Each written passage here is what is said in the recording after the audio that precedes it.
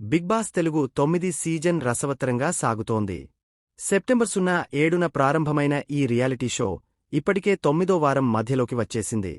ఎప్పటిలాగే ఈ వారం కూడా ఒకరు ఎలిమినేట్ కానున్నారు.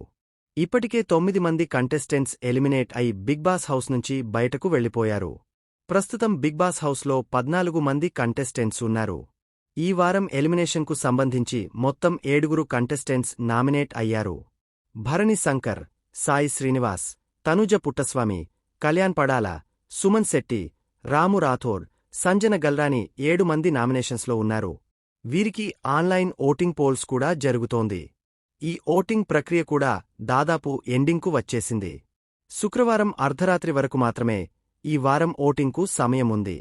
ప్రస్తుతం బిగ్ బాస్ ఓటింగ్ సరళిని పరిశీలిస్తే ఎప్పుడూ టాప్లో నిలిచే తనూజ ఈ వారం సెకండ్ ప్లేస్కు పడిపోయింది.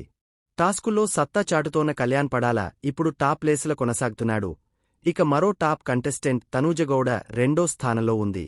మూడో ప్లేసులో సీనియర్ హీరోయిన్ సంజన గల్రాని కొనసాగుతోంది.